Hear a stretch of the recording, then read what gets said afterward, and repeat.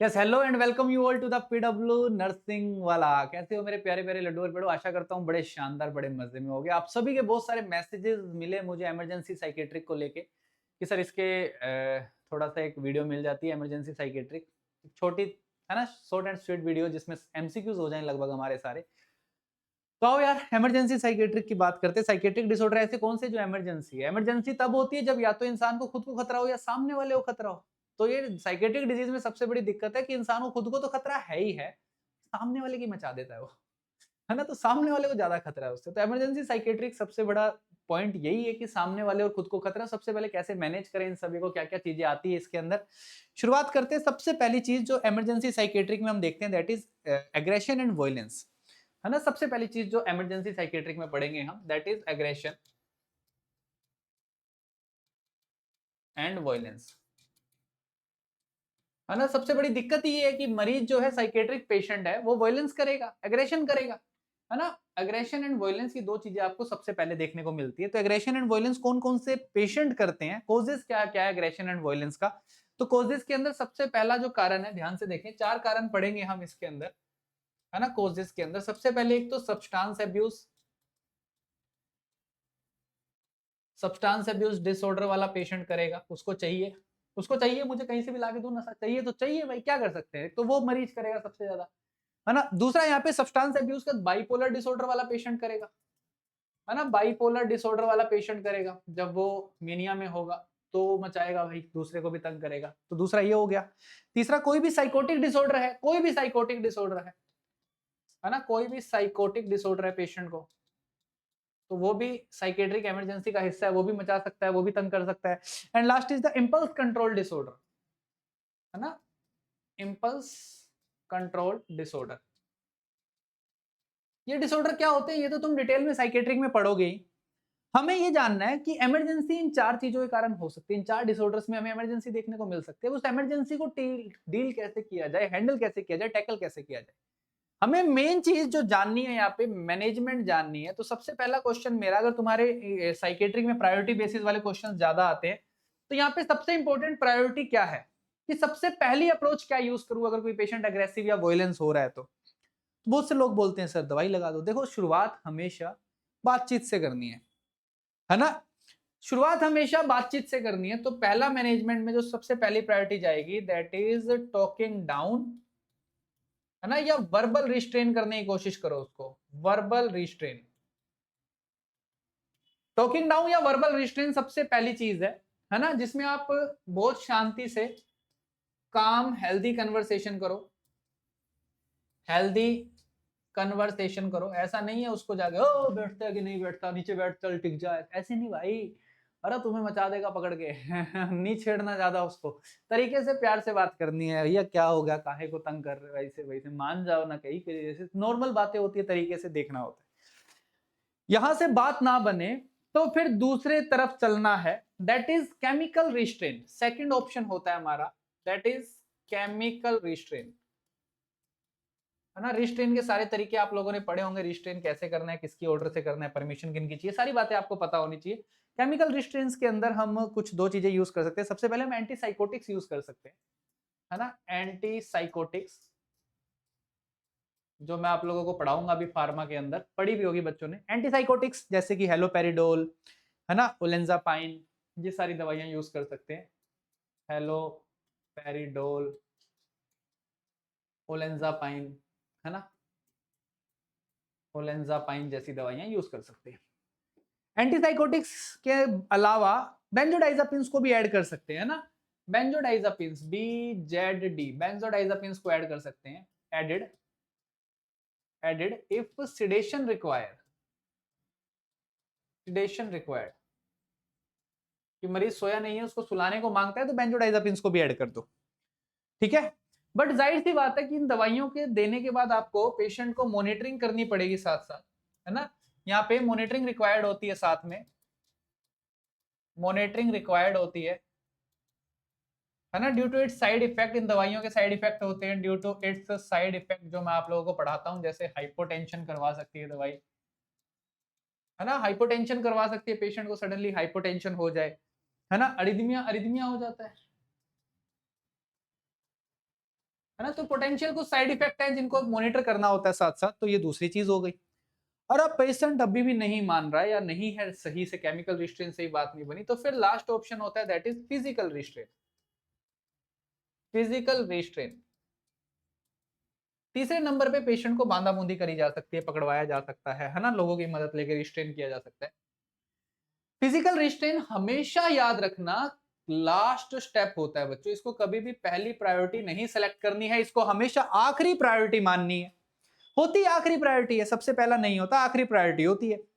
और minimal pressure use करना है, सॉफ्ट मटेरियल यूज करना है इसके लिए हमेशा, है ना। Minimal pressure using soft material. कैसा मटेरियल यूज करने को मांगता है? सॉफ्ट मटेरियल यूज करने को मांगता है यहाँ पे, बिल्कुल। दूसरी बात इसके अंदर आपको कुछ चीजों का भी ध्यान रखना पड़ता है ना। एक तो आपको चैन से नहीं बांधना है ना। As per mental health care act 2017 कुछ पॉइंट्स का ध्यान रखना है। एज पर मेंटल हेल्थ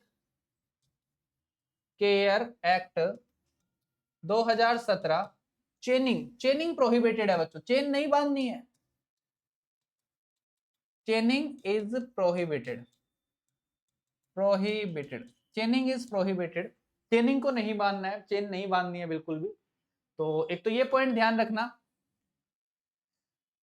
और अगर किसी पेशेंट को आप रिस्ट्रेन करते हो तो नॉमिनेटेड रिप्रेजेंटेटिव जो भी है उसको 24 घंटे से कम समय में रिप्रेजेंट इन्फॉर्म करना है ना। अगर किसी भी पर्सन को आप रिस्ट्रेन कर रहे हो, इफ रिस्ट्रेन इन्फॉर्म करना है, inform nominated person less than 24 hours, 24 घंटे से कम समय में इन्फॉर्म करने को मांगता है। तो पहला किस्सा खत्म, कैसे तरीके से हमें हैंडल करना आप समझ गए होगे। अगली बात करते हैं, माफ करें, अगली बात करते हैं। सेकंड पॉइंट है सुसाइडल बिहेवियर, है ना। सेकंड इमरजेंसी जो आती है, जो साइकेट्रिक इमरजेंसी में पॉइंट हमें पढ़ना होता है, that is suicidal behaviour. Suicidal behaviour बहुत भयंकर इमरजेंसी है भाई, आप सभी जानते हो, खतरनाक चीज है ये, है ना। तो SUICIDAL suicidal behaviour. Suicidal behaviour की अगर मैं बातें करूं बच्चों, इस पे बहुत क्वेश्चन बनते हैं, छोटे छोटे बहुत क्वेश्चन बनते हैं। देखो यार, सुसाइडल बिहेवियर के अंदर सबसे पहले इंसान के अंदर सुसाइडल आइडिया आता है ना। डायरेक्ट नहीं करता कभी भी, वो पहले आइडिया आएगा उसके दिमाग में, है ना। सुसाइडल आइडिया आएगा, आइडिया आने के बाद पेशेंट प्लान बनाता है प्लान कैसे करना है। प्लान बनाने के बाद एक्ट करता है, एक्ट ऑन इट, उसको करने की कोशिश करता है। अब करने पे ये है कि पेशेंट या तो हो सकता है सक्सेसफुल अटेम्प्ट हो जाए, या फिर सक्सेसफुल हो गया तो यमराज ले ही जाएगा। हो सकता है अनसक्सेसफुल हो जाए, पेशेंट बच जाए, सरवाइव कर जाए। और अगर पेशेंट से सरवाइव कर गया, बच गया, एक बारी में नहीं सल्टा, तो फिर वो रीअटेम्प्ट की कोशिश करेगा, है ना। रीअटेम्प्ट की कोशिश करेगा। सिंपल सा फिनोमिना है कि ये पूरा प्रोसेस रहता है किसी भी साइकेट्रिक पेशेंट में सुसाइड करने का।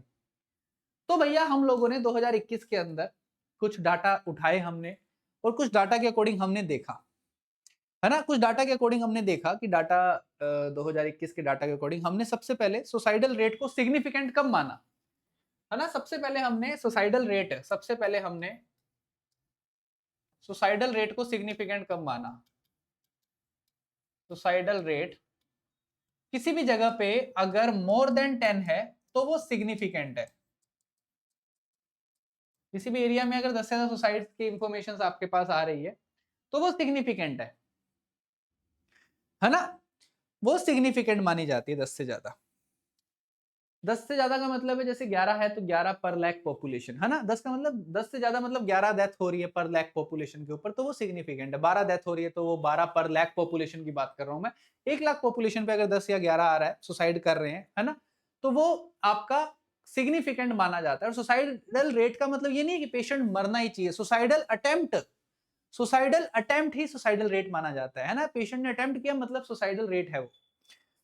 अब ध्यान से देखिए, इसके अंदर सारे बच्चे मेल और फीमेल्स की बात करते हैं, है ना। मेल और फीमेल्स की बात करते हैं, तो मेल और फीमेल्स के अंदर जो सुसाइडल जेंडर की बात करें तो जाहिर सी बात है मेल्स ज्यादा करते हैं एज कंपैरिजन टू फीमेल्स, मतलब मेल्स सक्सेसफुल अटेम्प्ट ज्यादा करते हैं, है ना, कुछ ये रेशियो रहता है 2:1, है ना, मतलब मेल्स सक्सेसफुल अटेम्प्ट ज्यादा करते हैं, मतलब फीमेल्स भी करती है बट फीमेल्स डराती ज्यादा है, but males successful attempt successful suicide को ज्यादा अंजाम देते हैं, मतलब सलट ही जाते हैं, है ना, सलट ही जाते हैं। अगर आपके देश की बात करूं तो आपके देश में लगभग 1,64,000 सुसाइड डॉक्यूमेंटेड होती है पर साल, है ना, लगभग ये एक डाटा है 1,64,000 सुसाइड डॉक्यूमेंटेड पर ईयर, है ना, बहुत बड़ा डाटा है, बहुत बड़ा नंबर है बच्चों। अब क्वेश्चन आता है most common mode of suicide, है ना, सबसे कॉमन तरीका सुसाइड करने का, तुम्हें क्या लगता है क्या होगा? अरे सबसे कॉमन तरीका क्या है सुसाइड करने का? Most common mode of suicide, mode of suicide, अरे लटकना, hanging, hanging is the most common mode of suicide, सबसे ज्यादा कॉमन मोड जो है सुसाइड का वो हैंगिंग है बच्चों। हैंगिंग के बाद आता है कोई दवाई गोली, पॉइजनिंग, डूबना, है ना, पॉइजनिंग, मैं जहर खा लूंगी, है ना, फिर आता है ड्रोविंग, पानी में जाके कूद जाना, डूब जाना। तो ये कुछ मोस्ट कॉमन तरीके हैं बच्चों सुसाइड करने के।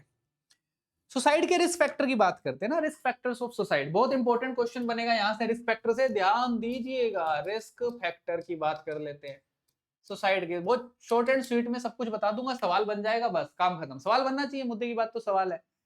देखो ध्यान से, अगर मैं बात करूं कि सुसाइड का रिस्क फैक्टर क्या है, सबसे बड़ा रिस्क फैक्टर क्या है सुसाइड का, तो बच्चों प्रीवियस अटेम्प्ट ऑफ सुसाइड, सबसे इंपॉर्टेंट रिस्क फैक्टर है प्रीवियस अटेम्प्ट ऑफ सुसाइड। अगर किसी ने प्रीवियस अटेम्प्ट किया है सुसाइड का तो वो सबसे इंपॉर्टेंट प्रिडिक्टर है, most important predictor,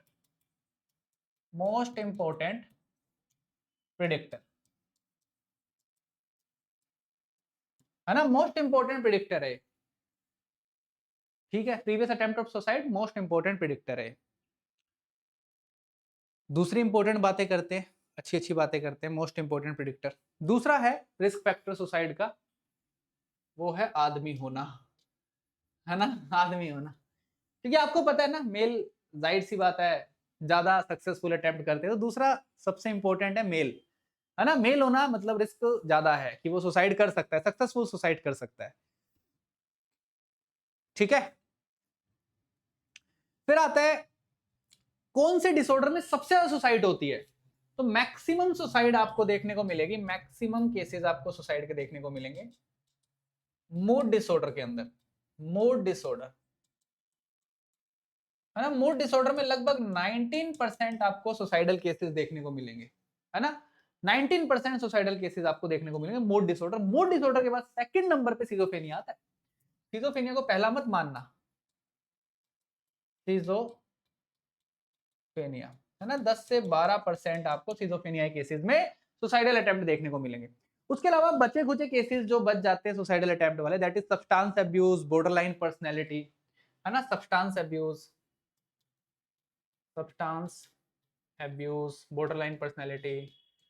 borderline personality, है ना, और एक बीमारी और भी है ना, दैट इज एनोरेक्सिया नर्वोसा, ठीक है, ये भी भयंकर बीमारी है, 10% के आसपास लगभग सुसाइडल यहां पे देखने को मिलते हैं। तो ये सारे रिस्क फैक्टर है बच्चों। उसके बाद आता है फीलिंग ऑफ होपलेसनेस, ये एक बहुत इंपॉर्टेंट प्रेडिक्टर है सुसाइड का, है ना, तो ये भी एक बहुत इंपॉर्टेंट प्रेडिक्टर है सुसाइड का, सारे बच्चे याद रखना, फीलिंग ऑफ होपलेसनेस, ये भी एक बहुत इंपॉर्टेंट प्रेडिक्टर है सुसाइड का। चलो ये सारी बातें समझ में आई सुसाइड की, तो हम बात कर लेते हैं assess two means and method. Assess two means and method, ध्यान से सुनना, क्या पॉइंट है ये, क्या समझाना चाह रहा हूं मैं यहाँ पे, ACCESS, assess two means and methods. ध्यान से देखिए कि कौन से तरीकों से या कौन से लोग ज्यादा आराम से सुसाइड कर लेते हैं, क्योंकि उनको बहुत सारे तरीकों का पता होता है, तो सबसे पहले जो हेल्थ केयर प्रोफेशन में है ना, जो हेल्थ केयर प्रोफेशन में है ना, इनको, इनके अंदर बहुत ज्यादा चांसेस होते हैं, इनमें रिस्क ज्यादा होता है सुसाइड का बच्चों। रिस्क इसलिए ज्यादा होता है क्योंकि इनको पता होता है कौन से तरीके से सुसाइड करनी है ना, डॉक्टर्स हो सकते हैं और भी सारी चीजें हो सकती है। ठीक है, तो ये भी पॉइंट है, आप लोगों को पता होना चाहिए। ऐसा इंसान जो बहुत अकेला है, एलोन है, एलूफ है ना, एलोन है, एलूफ है, सिंगल है, जीवन में सिंगल होना भी दुखी है, बताओ, इनमें भी रिस्क ज्यादा होता है ना, इनमें भी रिस्क ज्यादा होता है, ये भी सुसाइड कर सकते हैं। सोशल सपोर्ट कम होगी तो भी सुसाइड हो सकती है, डिक्रीज सोशल सपोर्ट। तो ये कुछ इंपॉर्टेंट पॉइंट्स हैं, है ना, ये कुछ इंपॉर्टेंट पॉइंट है। सबसे अच्छा तरीका, सबसे अच्छी प्रिवेंशन स्ट्रेटेजी कौन सी होती है ना, सबसे अच्छी प्रिवेंशन स्ट्रेटेजी आपसे पूछी जाती है, प्लीज स्टार मार्क करके लिखना है इसको। Best suicide prevention strategy. क्या लगता है तुम्हें, क्या होती है स्ट्रेटेजी, सबसे अच्छी प्रिवेंशन स्ट्रेटेजी क्या होती है? अगर तुम्हें लगता है किसी इंसान में सुसाइड का खतरा है तो क्या उसके पास कभी उसके कमरे में चाकू छोड़ोगे? क्या वो कांटे वाली चम्मच छोड़ोगे उसके कमरे में? क्या कोई कांच का सामान छोड़ोगे उसके कमरे में? क्या कोई दवाइयां गोलियां छोड़ोगे उसके कमरे में? नहीं छोड़ेंगे ना। सबसे पहले वहां के आसपास की जगह जितने हाई रिस्क मटेरियल है सबको हटाएंगे वहां से। कोई भी इंसान के कमरे में जिसकी सुसाइडल हिस्ट्री है, सुसाइड करने का अटेम्प्ट कर चुका है, या किसी को मूड डिसऑर्डर है, तो उसमें आपको यही पढ़ाया जाता है ना साइकेट्रिक में कि भैया उसके आसपास कोई भी ऐसा सामान छोड़ो ही मत जिससे वो सुसाइड अटेम्प्ट करे, यही पढ़ाते हैं। तो सबसे अच्छी सुसाइडल प्रिवेंशन स्ट्रेटेजी भी यही होती है बच्चों, कि आप सुसाइडल आइटम का एक्सेस कम कर दो, है ना, आप एक्सेस को डिक्रीज कर दो। जिन जिन चीजों से सुसाइड हो सकती है वो सामान उसके पास से हटा दो, वो सामान उसके पास से हटा दो। दैट इज वेरी इंपॉर्टेंट बच्चों, एक्सेस को कम कर दो। मैनेजमेंट की बात करते हैं, बहुत कुछ पढ़ लिया हमने सुसाइड के बारे में। मैनेजमेंट कैसे किया जाए इसका, सबसे पहली चीज है सेफ्टी प्लानिंग, है ना। मैनेजमेंट में सबसे पहला पॉइंट आता है बच्चों मैनेजमेंट का, सेफ्टी प्लानिंग, है ना, सेफ्टी प्लानिंग। सेफ्टी प्लानिंग करो सबसे पहले भैया। ठीक है सर, सेफ्टी प्लानिंग कर लेंगे, है ना। सेफ्टी प्लानिंग करने के बाद अंडरलाइंग इलनेस को ट्रीटमेंट देना है, जिस भी कारण से हो रहा है पेशेंट को, है ना। Treat the underlying illness, treat the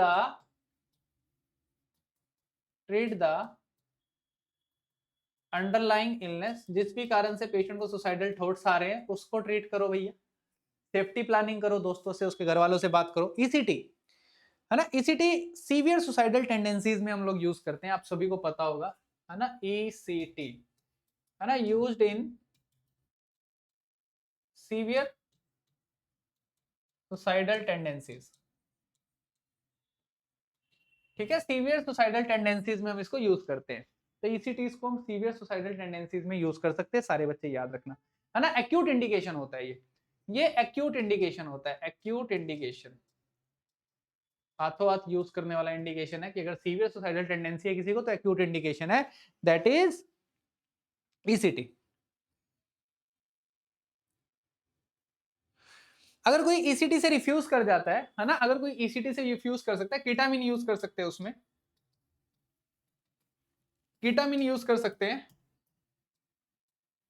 on refusal of ECT, है ना। ईसीटी से रिफ्यूज करता है, कीटामिन यूज कर सकते हैं, ड्रग है। और लॉन्ग टर्म ट्रीटमेंट जैसे क्लोजापाइन एंड लिथियम, है ना, clozapine and lithium, clozapine use की जा सकती है, लिथियम यूज किया जा सकता है ना। ये लॉन्ग टर्म ट्रीटमेंट है, लॉन्ग टर्म ट्रीटमेंट है जो रिस्क को डिक्रीज करता है, रिस्क को कम करता है। तो ये कुछ बातें हैं छोटी छोटी जो मैनेजमेंट में काम में आती है। छापो फटाफट।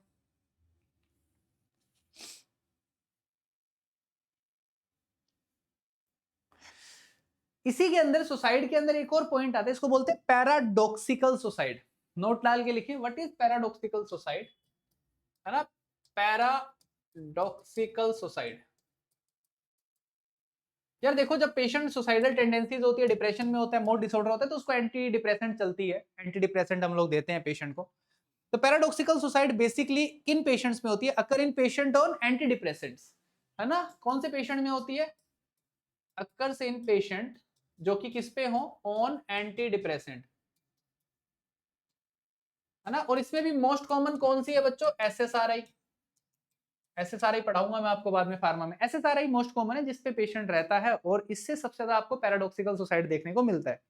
ज्यादातर चिल्ड्रन, एडोलसेंट और यंग अडल्ट में आपको देखने को मिलेगा, है ना। चिल्ड्रन, एडोलसेंट और यंग अडल्ट इनमें आपको देखने को मिलेगा।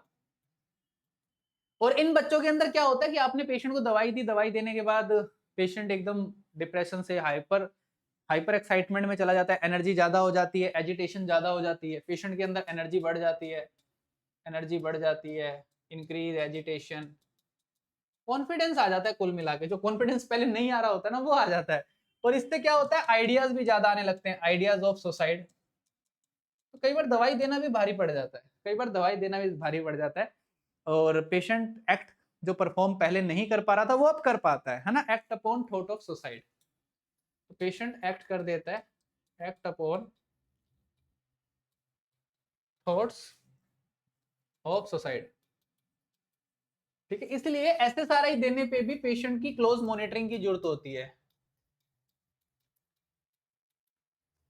ऑन पेशेंट विद एसएसआरआई, तो अगर कोई पेशेंट एसएसआरआई ले रहा है तो उसकी भी क्लोज मॉनिटरिंग जरूरत होती है, रिक्वायर्ड होती है बच्चों। ठीक है, तो पैराडॉक्सिकल सुसाइड की अगर अटेम्प्ट करता है कोई, तो पैराडॉक्सिकल सुसाइड में क्या करे सर, इन दवाइयों से अगर कोई अटेम्प्ट कर ले तो उसके मैनेजमेंट में, पैराडॉक्सिकल सुसाइड के मैनेजमेंट में ईसीटी देनी है या फिर एंटी डिप्रेसेंट को चेंज करना है ना। तो पैराडॉक्सिकल सुसाइड में भी ईसीटी काम आती है, अगली साइकेट्रिक इमरजेंसी की बात करते हैं, कैटाटोनिया। नाम तो सुना ही होगा, है ना, कैटाटोनिया का नाम सुना होगा आपने। कैटाटोनिया बहुत अच्छे से जानते होगे कैटाटोनिया के बारे में। Catatonia basically frontal lobe dysfunction, है ना, फ्रंटल लोब डिस्फंक्शन है। फ्रंटल लोब डिस्फंक्शन के बहुत सारे कारण है। फ्रंटल लोब डिस्फंक्शन, इसके भी बहुत सारे कारण है, ड्यू टू वैरायटीज ऑफ कोज है फ्रंटल लोब डिस्फंक्शन के बच्चों। क्या क्या कारण है फ्रंटल लोब डिस्फंक्शन के बच्चों, सबसे पहला कि कोई ऑर्गेनिक डिसऑर्डर हो जाए, trauma, brain dysfunction, head injury, infection, है ना। तो कोई ट्रॉमा हो जाए, पहला कारण है ट्रॉमा हो जाए, है ना, ट्रॉमा में इंजरी हो जाए, कोई इंजरी हो जाए, ठीक है, और एनकेफेलाइटिस हो जाए, एनकेफेलाइटिस, है ना, मेनिंजो एनकेफेलाइटिस मान लो, मेनिंजो एनकेफेलाइटिस हो जाए, या फिर एनकेफेलाइटिस, एनकेफेलोपैथी, मेटाबॉलिक एनकेफेलोपैथी, है ना, इन्फेक्शन, हेड इंजरी हो जाए, इन्फेक्शन हो जाए किसी तरीके का। तो ये सारे के सारे कारण है, तो फ्रंटल लोब डिस्फंक्शन के सारे कारण। उसके अलावा मूड डिसऑर्डर हो सकता है, सिजोफ्रेनिया हो सकता है। कैटाटोनिया पेशेंट में मूड डिसऑर्डर में देखने को मिल सकता है आपको, मूड डिसऑर्डर में देखने को मिल सकता है आपको, सिजोफ्रेनिया, सिजोफ्रेनिया में देखने को मिल सकता है। तो ये तीन चीजें हैं जहां पे आपको कैटाटोनिया देखने को मिलेगा बच्चों, है ना।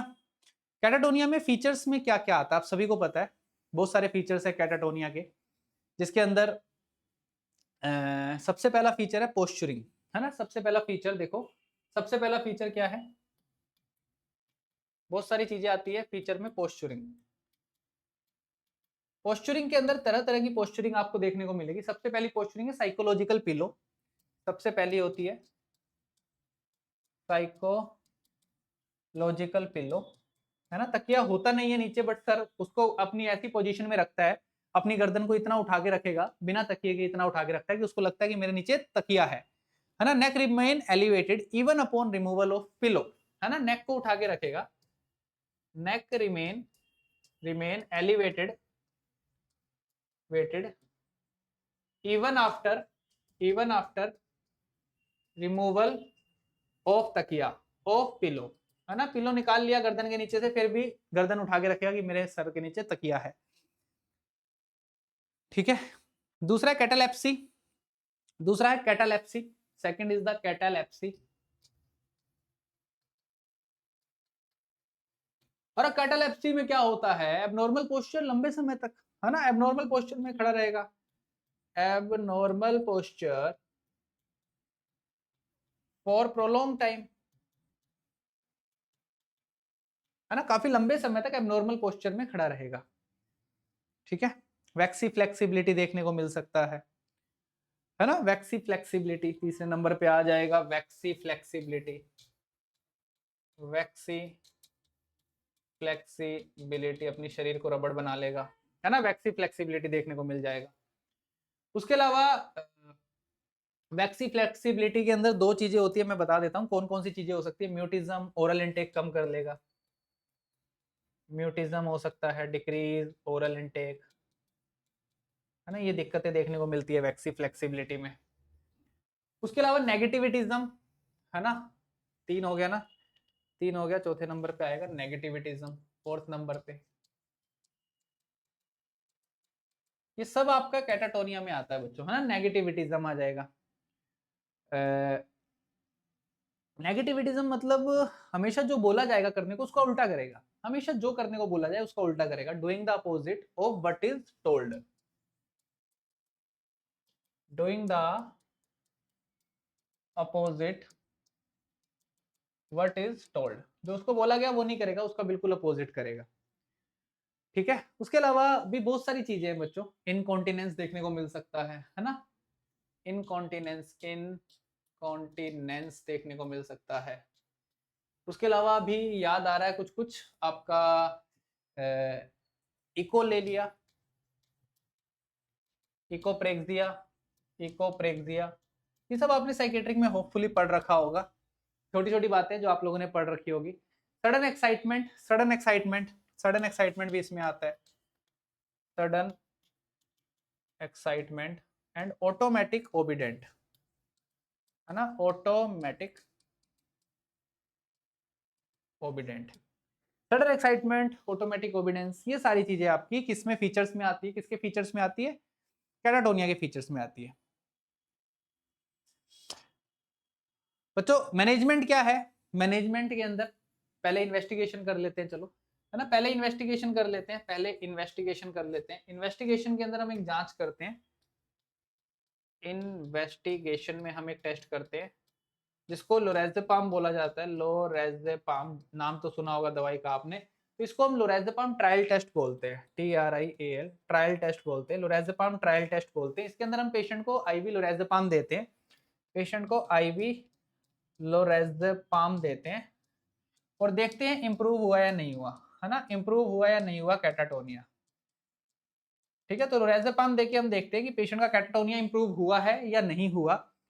ठीक है, और अगर एक बार IV से सही हो जाता है तो फिर हम पेशेंट को ओरल लोरेज़ेपाम पे शिफ्ट कर देते हैं, है ना। ट्रीटमेंट क्या है, ओरल लोरेज़ेपाम।